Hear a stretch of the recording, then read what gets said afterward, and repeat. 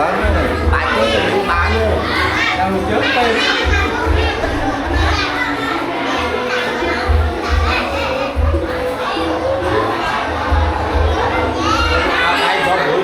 Bán thấy bán này.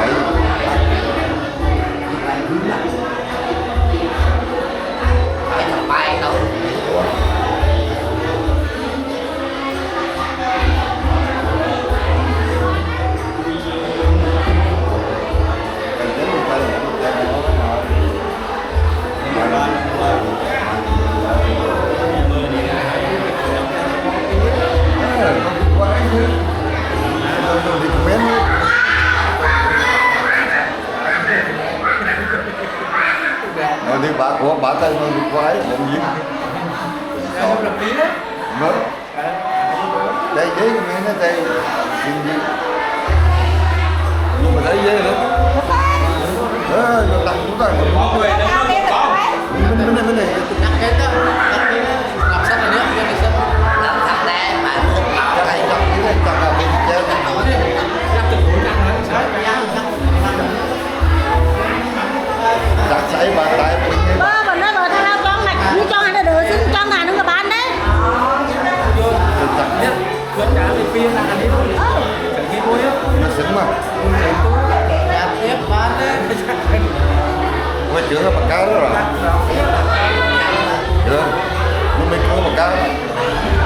Ê, ôi bắt lên cá tích bán này. Đẹp không? Không tiên toàn miên thế này. Bắt lên cá tích muốn bán này. Lên cá muốn bán dùng đồng ao cho bán. Và những công chí để liên trong đâu ca cho cái phần kỳ để thấy còn trong làm và đến số lượng chấm đây phần chia sáng như lần trong sự viên trong ba thì trăm hàng năm trong buổi sáng thấy ôi cũng phải buổi sáng của mình trước đang là xả đồ vị trí thấy của mình trước ra lục ta ở đây để cho về trả đi cùng vào buổi sáng đi trong Campuchia problem Juno và mày Juno sự đây xuống đây mà cỡ cho thằng đi trong sắp luôn hỏi đi tụi ba đi khám Campuchia lúc nào nhé theo thằng cá rồi là sao đi thế là mày tụi tôi là thằng lá để ra thằng cá đi cho thằng ký đừng cô thằng ký đâu đâu để đây đến bà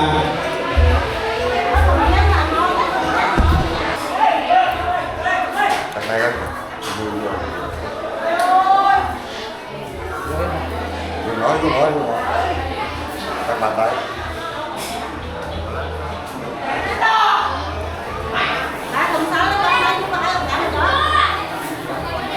Nó là có vẻ mà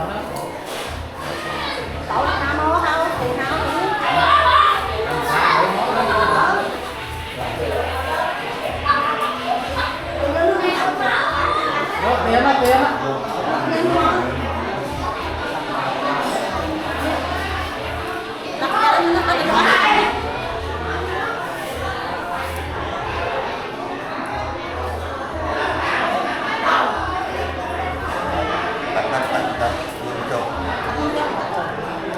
Tay đi lên. Dạ.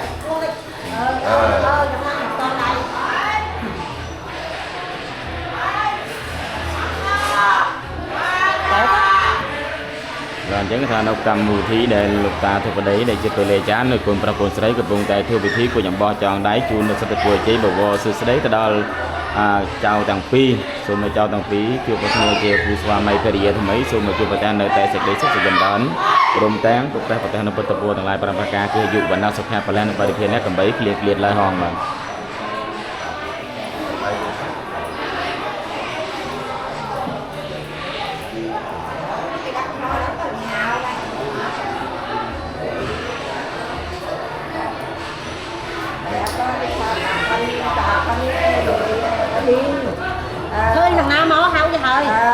Nam mô Tát Sa Phật Bồ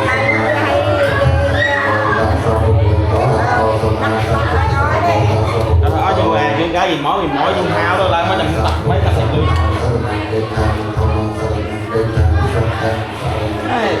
vừa hao xong mới vừa cấp thịt lưới tức là lưới bí cho nãy chứ hai tập áo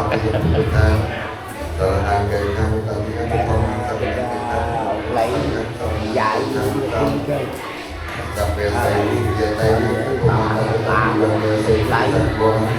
đá đâu ấy đá ngọt hào cao cầm tới viên là miếng tàu hào là ta dạy những tiếp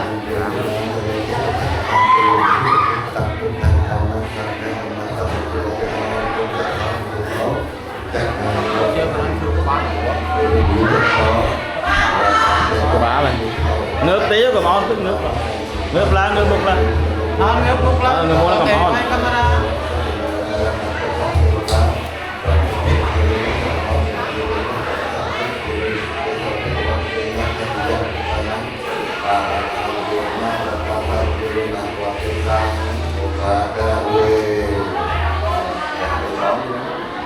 Ê, ra trước mà. và những hành lục cả thể sự giá thì đầu xây và đi trong đầu đầu thì ba bạn bó cho này chào chẳng ký của bạn chào sập đường hai giống như là sư được mình chơi cô này càng cồn giấy ba sư được mình chơi cô này càng cồn giấy là sài đầu thì cái vậy cũng tua là càng sài thì ra sập em đi cô đẳng phi và sư được mình chơi và sung chơi nhà cùng với cái vùng ốc ban và lời sanh đầu thì cái bây giờ cũng càng sài thì ra sập em đi cô đẳng phi ba rồi về tôi làm con trong đấy chu sập sang từ cam rồi chơi xây xuống đấy là cô đẳng phi đây đi trong một cơn là chung phía trong đó ngày ba sư được mình chơi rồi trong đây luôn truyền thống nữa và chính là một mà đại càng tôi thấy một tay là sana đồ vị trí và chúa nâu sana chế được ăn chế đồ đi của chồng con cho cái chú nó sang sang được cả một đây xây xuống đấy đó cô chẳng vi sau là cô chẳng vi trong kia như pha mây để giờ mày đứng được xin cả cao liên công tình trạng chúng trong một đồng Romania trong pro xa sau cô chẳng vi chúc bạn tên nâu của cô tại lai và cả ca người yêu của nam sông nam và lên vậy thì nó cầm bấy liền liền loài hòn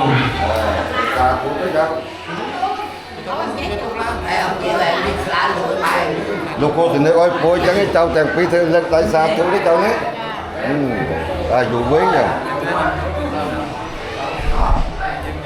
hãy chọn đáy xin chẳng khói chứ chọn đáy cho bộ sách này mình bỏ xin chọn nó cho việc đặt cộm lên việc cộm lên đây này và đây đi cùng ca gôn bên đồng bồn cho xung quanh cô thằng kia lạnh này đó luôn cọc tùng non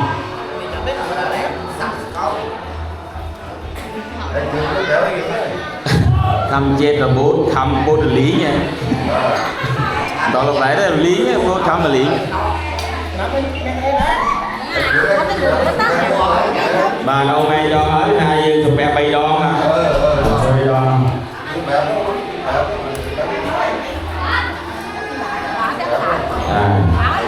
anh chẳng dùng giấy đó là vùng đài khang bùn pro với ba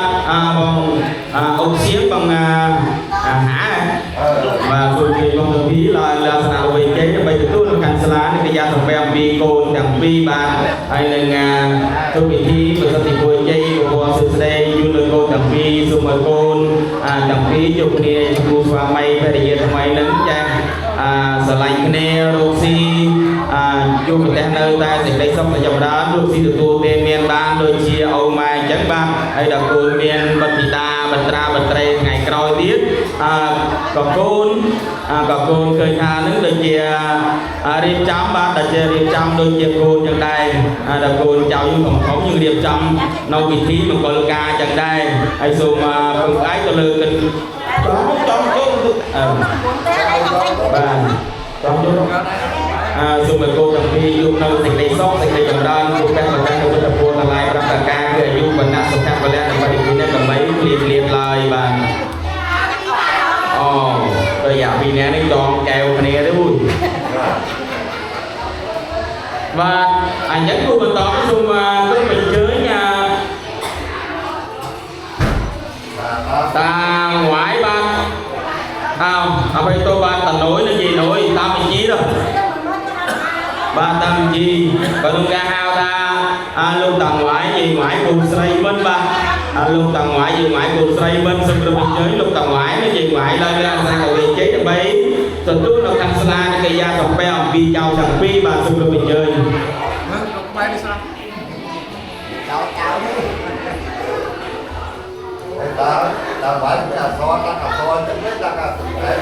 và dây phun sấy to hao ngoại mới đâu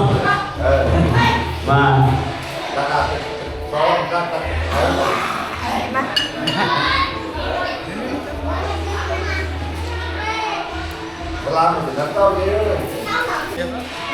và đây luôn ta nổi nó gì nổi nó đi cái lại đá ba xong rồi đi chặt núi ba này hai rồi đây như ba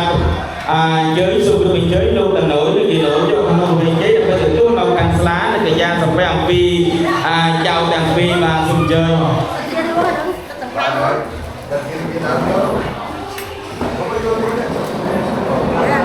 tim đi đám chơi bạn ơi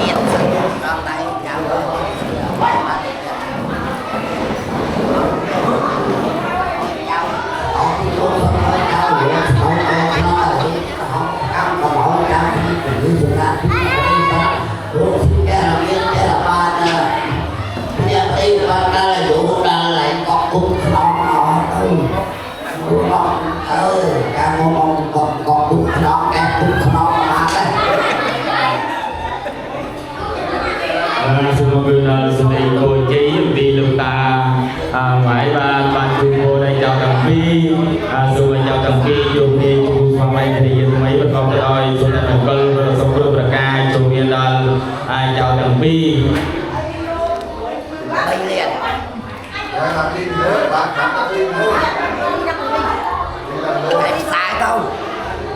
và chân xuân sai đi chậm sai đi và lúc chơi nha lúc ta nổi nó gì nổi ba nó càng năm đi sao và vùng tây thì nhung không đây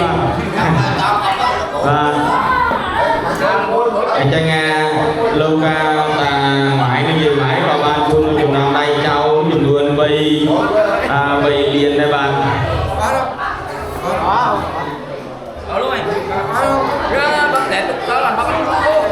không xén đấy không xén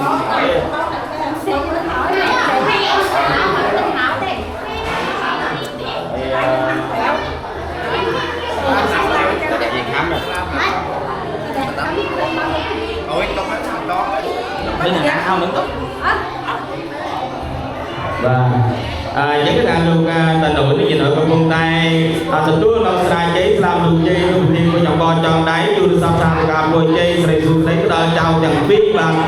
nhắc cô mình tao không mình chơi nha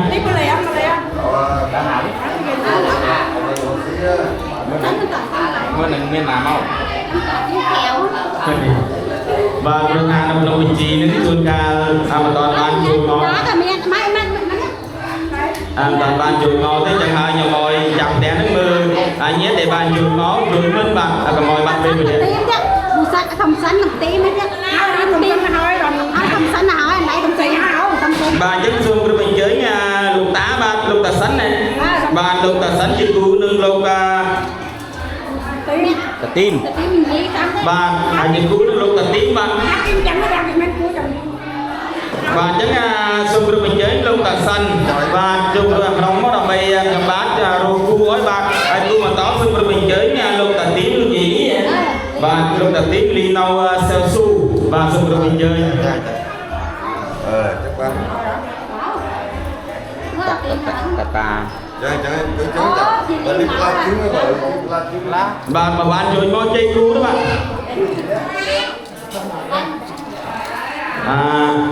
khang bốn ta cho mấy bà ta tim bà hay là ngàn ta sánh nè và chẳng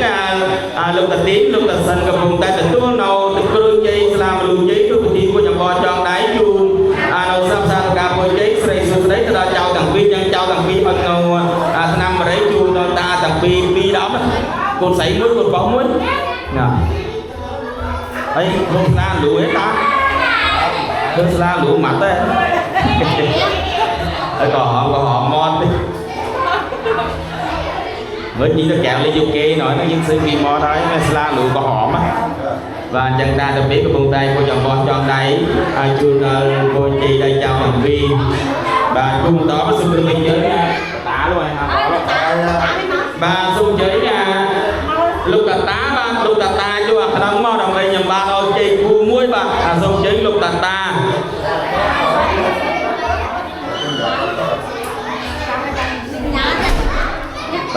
tim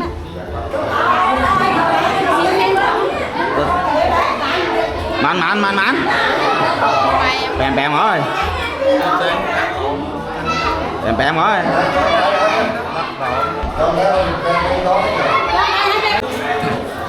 và chắc chào con chào sai dính mình đâu nằm ở đấy dù nơi ta hay nên làm mà lũ dù này gì bà chú mình đó nhưng ba xu được mình kế luôn ta bạn ông bạn nên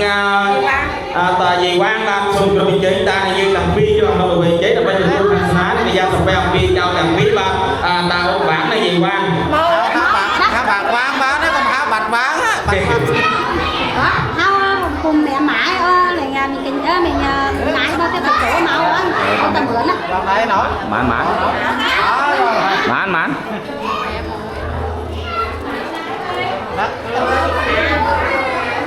nhiều chút nhiều sự này các mày nè ba tao bạn ba chơi nói ba cái gì bạn nó nè ô mà đòn đấy mà nhìn chung nói lên bớt rồi gọi là cắt và xong chào thằng quý ban chào thằng quý hơi nâu được em chơi đâu ta là gì xa hay nên hơi nâu và đây tá luôn đen làm mà luôn dây mà hay xong mà dây ta thì tu rồi tôi tìm với chồng con trong đấy luôn xong sao cả coi dây sẽ được đây khá tầm muối bà tôi có xong rồi mình chơi luôn tạm muối nó về khá ba về khá nó nghĩ tạm muối nó đã toàn cái tạm muối đấy bà tôi chơi lúc tạm muối ba đầu tiên cái này na càng lên càng chơi càng tạm muối mà tôi mình chơi có phải nhắc mình tết bà bà ơi bà trong tôi chơi nha ta là về tầm phí ba tôi bằng không được chơi được bây giờ tôi thằng sáng thì ra xong bèm đi chào tầm phí bà bọn không đi chén không phải món này cá mình ấy chén hệ cá ngon nó còn hao bu quyện á không bà cá gì nãy ta hệ thì con bà đấy ta vui nó gì há cái vùng tay thì chú nào canh lá thì ra tập với ông phi chào thằng phi bà toàn ấy hận lấy ấy còn cho này á nhưng mình đi cho này nhưng toàn đi cho mình nhận là chọn lại chào lên là mình đưa vui chơi sợi xương đấy là chào thằng phi để đi đâu vì mà con vì tham ấy và tu xóa mày tham ấy và kia tu xa tham ấy đây và dùng mà chụp bồi chào thằng phi chụp này bạn sẽ thấy xong để dòng đàn bạn những khu vực đó xung mình chơi lúc tại ké gì hễ bạn bà xung mình chơi lâu ca tại ké gì hễ bà xung mình chơi lúc tại lá nên về nghe chứ bà tiên phú đó cô na chơi mình bà nó xung mình chơi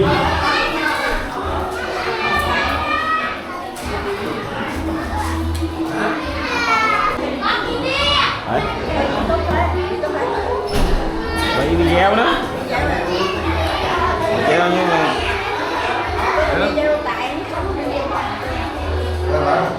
ba luôn là đá ba lúc game gì vậy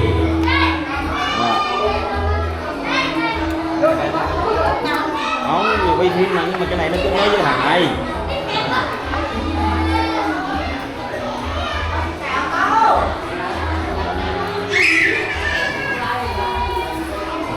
Tà đá vậy mày. Đá gì khác? Mẹ xóa ní. Và những là lúc ra này kén gì hệ của con tay cho đáy chun bôi dây xây chun xây chào thằng vi ba chân sư của mình chơi lúc tà đá gì ngát ba.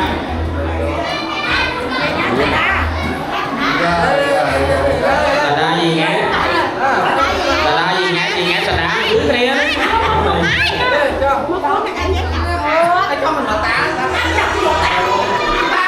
Cháu dạ lần thay bị cáo rồi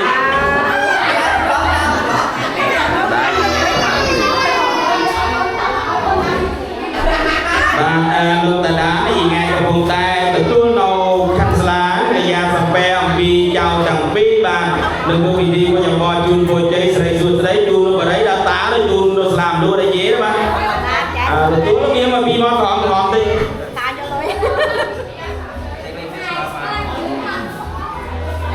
cái tao nào mà nói nhưng bạch như nhắm à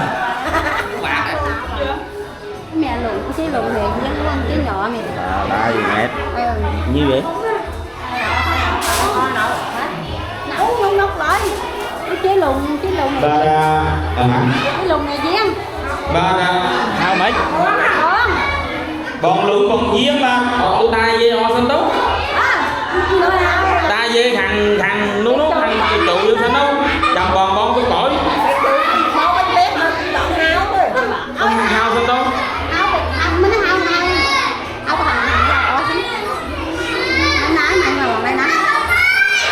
rồi đã nghe đấy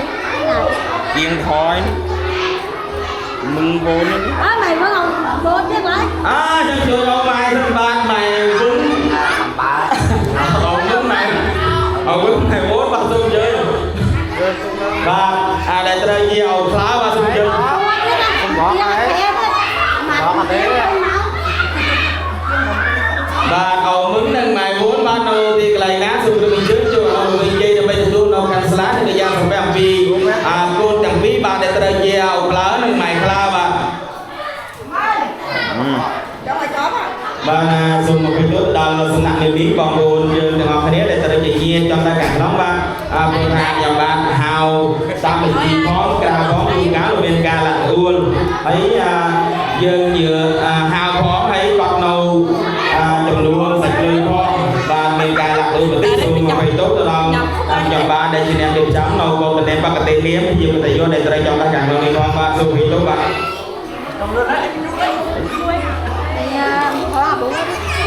nấu gì đá chứ còn buổi nấu gì đá mình ăn từ nấu gì đá hả ba cô đó xung quanh mình giới nha ta nấu vậy đá ba mỗi à lên hả là nấu gì đá ba ta nấu vậy đá nó tiên lại đá ba xung quanh mình giới chứ mà không được mình chơi thì bây giờ tôi nó thành sáng thì ra sập bèo vì trao tặng vì ba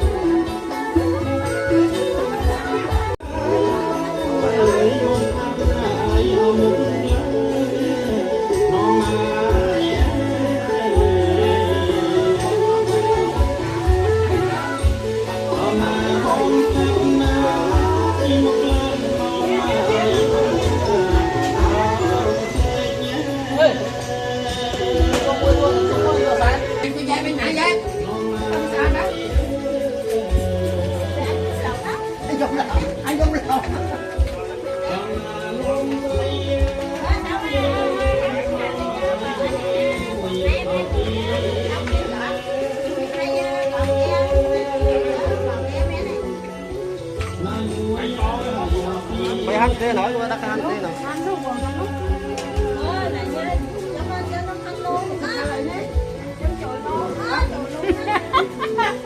vậy cho lỏm ấy.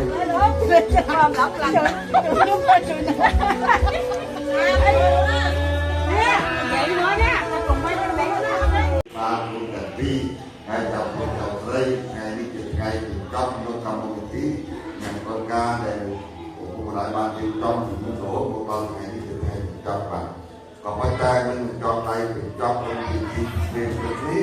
nhưng các bạn thì trong nó có cùng thì nghe để mình quốc lại nó có cái để đây thì trong bộ tự trung tâm thì đôi kita ca đang có bị sự làm đang hạt trò không thấy đang hạt trò đây người ta cho đôi lúc có ở đây đã được tôi nó cũng thì hai nhưng trong bàn bò bồ để biết bò bồ của mình cái mà bàn bò bồ ai tập tập hai và tôi cũng bật máy này rồi chúng quên đi dùng luôn đây này cho thành phi để lại cũng đặt xuống chung nó để thực hiện tốt để lớn trong tăng mình không bị ác hán rồi tại chắc các bạn các bạn biết cái số có trả giá số có là trong một mình ta cái số hàng chắc nó ta mình thấy cái từ chắc nó số cái sau năm cái cái hàng lấy cái hàng cái hàng sau năm cái hàng cái không ăn sau năm cái hàng cái sau năm cái hàng cái làm theo theo cái sai cái nào cái không cái sao cái sẽ làm để làm sao mình làm thành cái hàng rồi mình làm cái về và làm về và về mình làm cái phim rồi làm cái sự đó làm công ty bài ngày sai cái tôi biết cái hàng cái hàng sau mình sẽ làm cái làm sao mình làm cái hàng rồi mình làm sao mình đi là năm ngày trắng đọc mấy cái khai gia pháp coi cho ngày quê ta rồi cũng lại lên hợp tháng làm như ba phương thành vi ngày dòng phương dầu dây ngày đi chụp ngày chụp trong nó cầm một tí mẹ con ca để cũng lại ban chụp trong những số một lần ngày đi chụp ngày cho bạn còn bắt tay mình cho tay chụp trong những ngày chụp lý nhưng trong bàn chụp trong nó có một cái này ha để quốc là còn bao để bây giờ trong bộ phim chung đó thì đôi kita nhận ca đang một cái thực hành đang hàng chọn không thấy đang hàng chọn đây người ta xôn chơi những con là bây sẽ tôi nó cũng từ ngày hai trong một bàn con bộ biết con bộ bên cạnh là một bàn con bộ trong hai và tôi cũng bật máy này rồi quên đi sống xuống đây này chào tiền phi để lại cũng tăng xuống chung nó sẽ để sống để lớn trong tăng viên trong mấy ác hán lời tại chắc các bạn chắc chắn với cái số có trả giá số có là chắc là muốn ăn cái số hàng chắc nó ta mình thấy cái từ chắc nó còn sống và để chắc nó thế giới còn thế giới để cho nên xa một rồi hai khi đó đi trong trường thì đủ lưng quân đó là để cho những nhân viên của ta như thì ta đang bị cố đang chào cố đang chào đây để thì mình bắt đầu cho tay trong của cà phê đi nhưng ban bên trong nó bài của Facebook đặt ở con thì bây giờ tôi rồi để cho thiên nhiên đi thì ta như thì ta được để bạn đây thì ta được còn hai còn tôi mong là đây tôi được bạn con bố của con bố với cả ngay xa thằng thầy đi hai thì bây giờ bên ban trong cũng phải có dùng con này thôi quên đi làm trong để đi dùng ban công ban lớn để trong tăng đi dùng mấy tháng là làm cái đó cái gì đấy làm cái đó của ta thì không ai mà và đây tôi ra phía trước để cho nên ra thuộc ra thuộc đó đi đó một cái đó nhưng chúng tôi đi đừng quân ta thì chúng ta đi ca để có để cô nàng chào cô nàng chào cái tôi lên sân thì đi chúng ta đi ca không cần thôi đâu không kia đã cá phụ thì nghe hát rằng đâu đặt một cái thông tin đi là bây giờ sát và nó không có cái chúng ta thì chúng ta thì bây giờ tôi đang còn một biết mà tôi ca nào của bạn con cô ấy nuôi tạm thời là sao cho để đi tôi bạn không ăn ra tôi hỏi mình cả tục dòng tục cái dòng bò mình thì ngay cái dòng cái cháu tập vì những tập tay cái ra như cái mấy tập tập thì ngay đi lỗ ra không dùng bàn không bàn không dùng ra là sẵn gì hết hay là không bàn cũng có con có cái sao nào sao mà tôi được ca cứ ai cũngวันนี้ก็แค่วันนี้ไปหลักฐานเลยมาได้จังมาไงbị nói với cái gì cái phòng bị nói mà này để đi để tập học của mấy thằng ấy tập học của mấy thằng là cô sẽ nói thì cô ấy đã tập có cái chuyện chuyện hỏi gì cô đi thi là đi tôi đi nói tay của cô rồi để cho nó thôi mà cha còn phố là bây giờ chú bài phố đi thôi như thế là bây giờ chú về đi và thôi đi là thôi rồi thôi bài phố đi mà như là thôi bài phố đi nên đây là còn phố mà tôi nói ta phải đây đi là tôi đi rồi này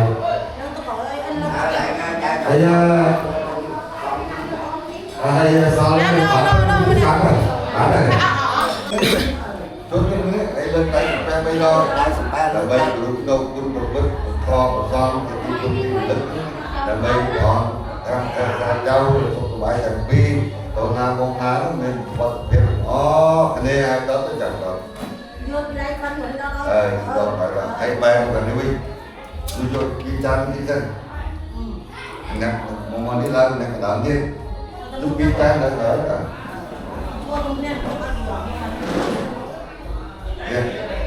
tao chẳng đi thôi đi sân, ngon hay mình ăn tận tí nữa rồi, chua nó rất bay một đi sân, nhé căn này mình đợi,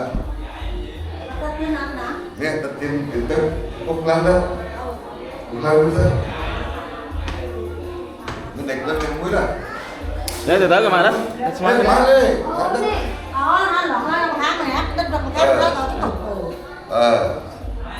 đất để smart cái này, chắc phải đá mình bớt tiền tấm á. Tiền trong này chọn xe hết gì mới mà bây giờ định lưng thôi đất này đất đất mang này đất ngọt nét rồi mới đó rồi chẳng hạn đâu mà đâu là thì cháu hàng đi lên là phèn bay con con lên bay lực vương đời anh thì tôi thì tai thì ca anh có anh cá để mà bạn đây thì thằng tôi đầu tiên chúng ta ở đây là tự nhiên anh đi thì luôn chúng ta thì nói không thì luôn chúng ta như ca anh đi tăng theo sai cao đẹp quý dụng ban không ban được lớn cũng đâu cũng cô cũng được ca nhưng mà nên có cái mà đang bây giờ thành lời đó chẳng rồi đó cái lan thua mình lan thua trường bài pin này lan thua bài lan thua từ đó lên cổng của bạn đó lên cổng bán đấy lên cổng bà vô này đó từ phải mua một cái này mũi bẹ một mũi bẹ một cái bu rồi hay lên tay chụp bèn đấy đi chụp bình trăng người ta chụp hai bèn có thằng ngày nữa chứ đến thằng ngày nữa gì mưa rồi bá chụp hai bèn con chăm tay đến thằng ngày những đợt đây sang cái một đêm thì mấy dịp đây một con bích một con thằng miền lên khai đi từ ngõ vậy nhá mình là cao con bài chân tê xong gì ta ngọt nè em một cái đại khang sĩ mới mỗi cùng đợt nè cháu lấy cùng đợt đi ra rồi lên mặt ai ta ngọt đi lên mặt tay chặt nó đã mình lại chặt nó chỉ này lâu cái trứng này ôi chặt tay cái này hay chặt đây cái chúng bạn này bây giờ bây giờ bay một đi thì đỡ cái chắp á nó chắp ba cái này hay bị đỡ tham vậy chắp một cái lẩu một phần xin em đấy thôi khỏi đi theo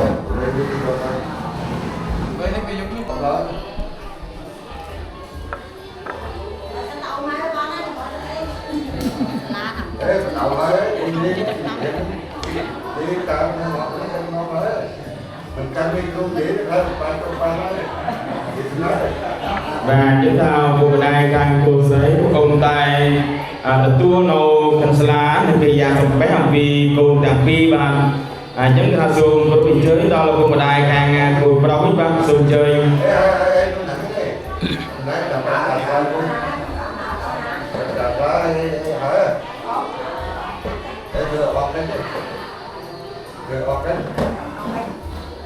rồi coi đấy nha rồi ông cái con bấy chứ cá dân cá đi đấy dân bốc đấy thế mà dân non cháu mình cắn bốc này đấy ba lấy cái mình đi người ta đi ngon nhiều đấy bán á lên đây đó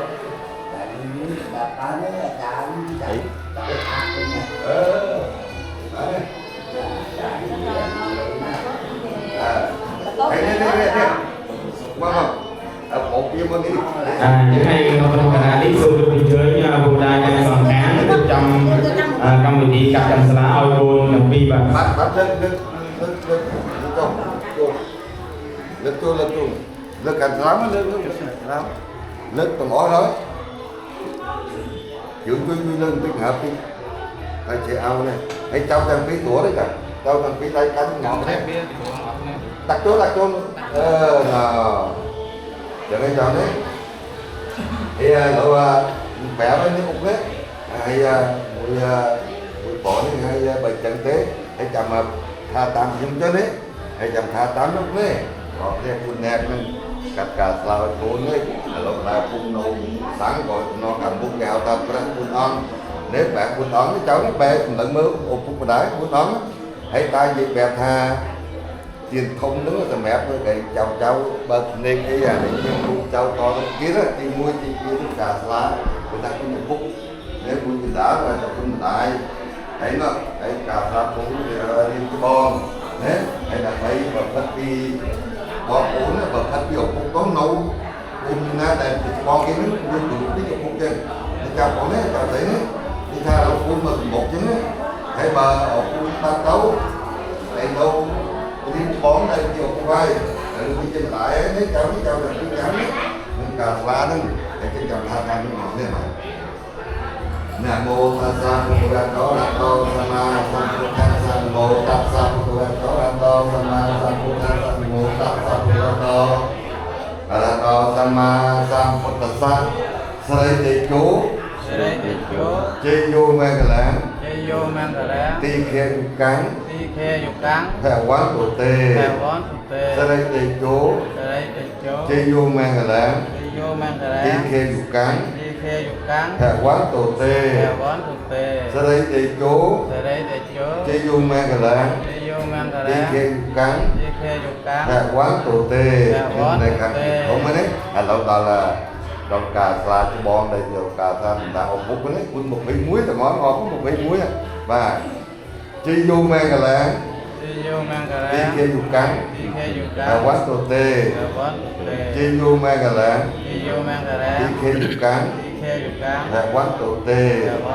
chi vô mang cà láng chi khe dục cắn là quán tổ tê thân nào qua tật cán cán tê mà thân nào qua tật cán cán tê mà thân nào qua tật cán cán tê mà mười tiết cả là bố ấy thân nào qua tật cán tê mà thân nào qua tật cán tê mà thân nào qua tật cán tê mà hãy cố gắng nào hãy là lên hãy cho ổn và nó cuốn lại vô minh hãy vô tăng đi bạn được tăng tăng hãy chân được phụ thử rồi mày riêng lo là hãy trong rồi bạn và những hàng công ty trong đại hàng nóng để cho mình có ban tem dùng chơi nhà luôn tận tốt nâng gì số ba dùng chơi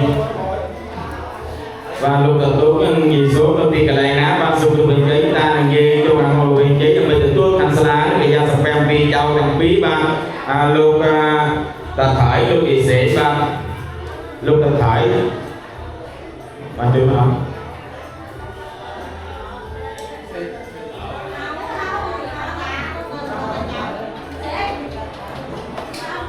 bà nhớ cho dùng chơi nha lúc đầu tốt nâng gì số ba lúc tại thải ba xin của mình chơi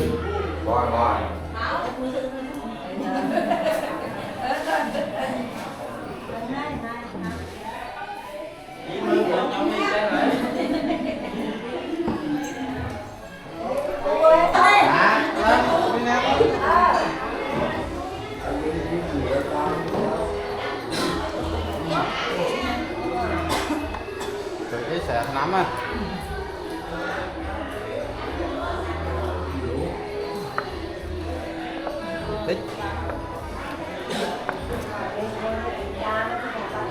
ngon lắm. Và tình ông gì đang cùng tay từ lúc nó thành xa thì ra xong cái hành vi đau hành vi ba khu vực đó thì ba xung cho biên giới nha.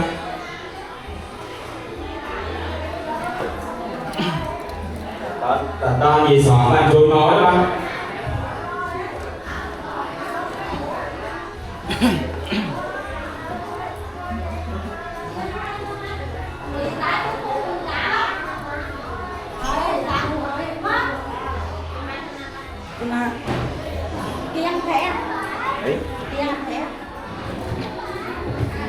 Và cú cho tin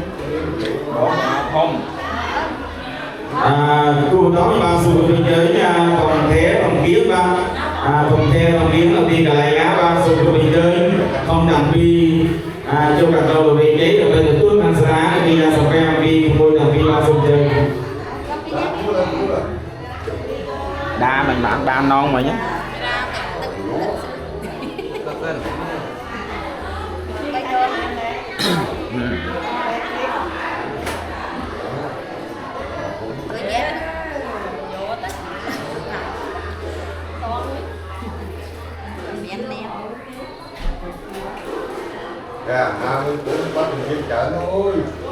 Lì phương bên mau đấy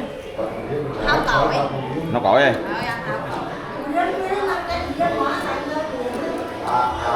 về hạn mau ơi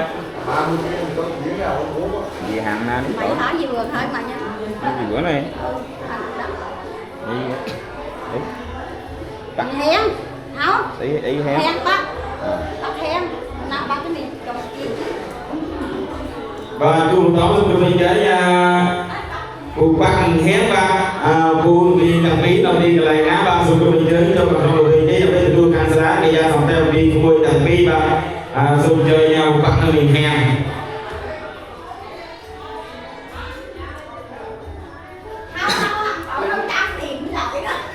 Cái nhỏ cho cái đó. Cái nhỏ cho cái. tao hai chứ nhỏ không hai tại không nhỏ lên không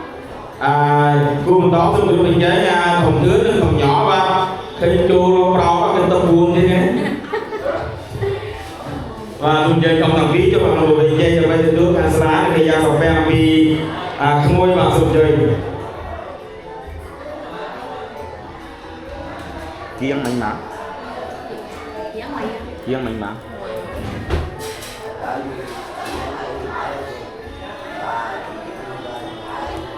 tội lớn bà nhập cái ban đâu tay mà bị đu nó bạn chấm đi ban đâu mà để tới đòn ngon này mà dùng chơi bị nhập đi ba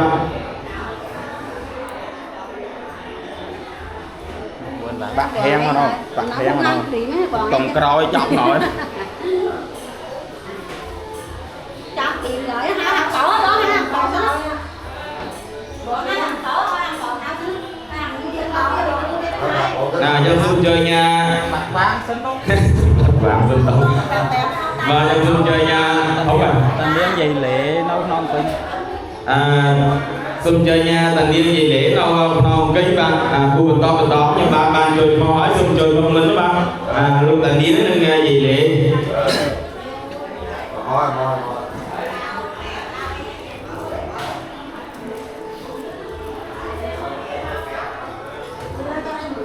và đã các bạn chơi cho các bạn hai để dùng chơi ta lần là sna được vị trí về được tôi đâu thành sna thì giờ xong em đi giàu chẳng phí không tem tôi đi của đồng bo cho lái tôi xong sang cao của chơi xây dựng đây xong thêm cỡ là giàu làm phí po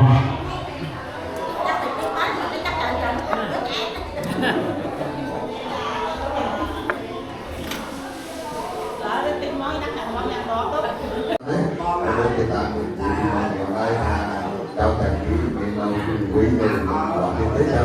bữa nay mình thấy hơi sao đấy mình nhận thấy hàng xa người nhất thầy như nhận những tin nguy cái tập hà chào thầy quý của người ta bị ta là thằng hàng mà để mình sẽ cho là trên với tất cả các người ta của lo ăn mà nên có một hàng thương nào sẽ đi ra vào đây đấy là trong nên đây là được liên hàng ở đấy được liên hàng một phần là đầu cuối thì mà mấy trăm đấy anh thì cũng chỉ biết là làm gì là ở bây giờ nói trong lần tin cùng nên là về là bộ kết kia mỗi tháng thì bạn bị đảo với là mình kết kia thì vậy cháu xa ban rồi khi tôi kia cứ là làm ca thì một bé và qua thành dễ nhất tam thân thế thì cháu được bán là đấy.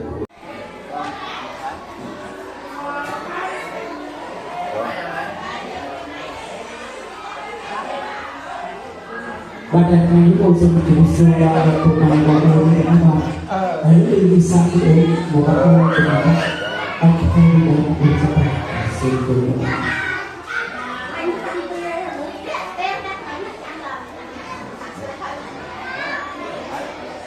Untuk makan, kita tahu untuk yang mesti selalu membuat